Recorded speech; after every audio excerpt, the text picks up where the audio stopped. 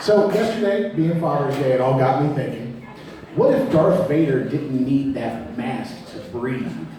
What if he was just wearing it to duck out on 20 years of intergalactic child support? Like, think of what would happen if they had Maury in space. Like his head in a jar on stage, like, you are the Holler. You ever been so broke that you had to eat ramen for 6 months and you called it a diet just to make yourself feel better?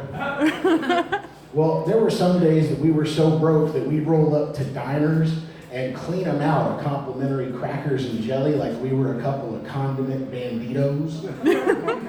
So we were so broke in my apartment that we had to use a steak knife to open Chef Boyardee because a can opener was a luxury item.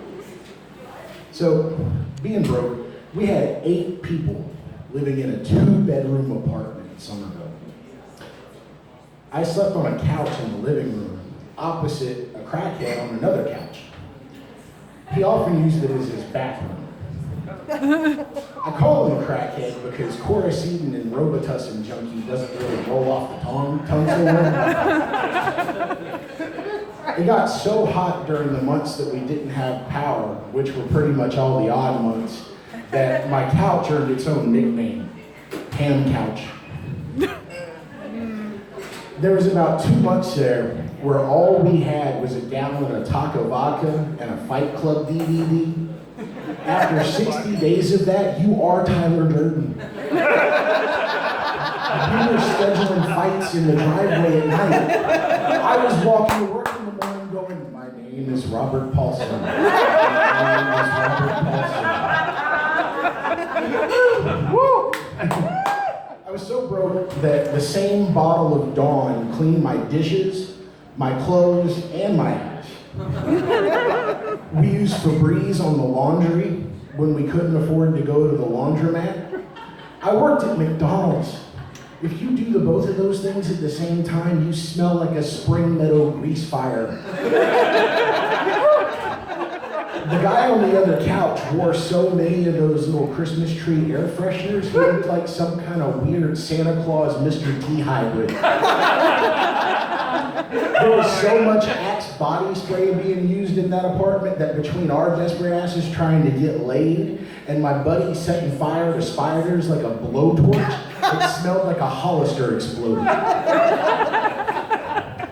So there was one night though that I'll never forget. Me and a friend of mine were standing out on the porch smoking a cigarette when we heard a voice from the road go, "You boys together?" Before I could realize what was happening, my buddy goes, "No." This woman rolls up on a bicycle, goes, "Well, I'll give you both a suck and fuck for $20. My buddy's like, no, thank you.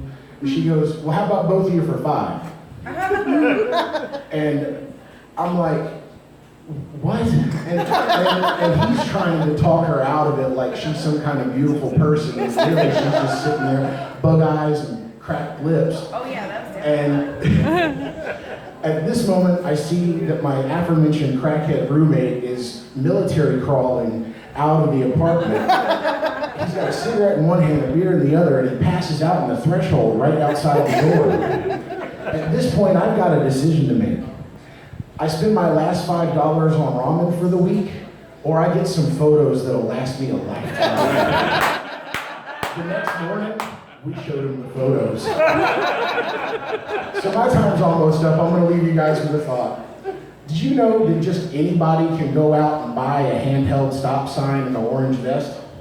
I've got a new game I like to play called Spontaneous Crossing Guard.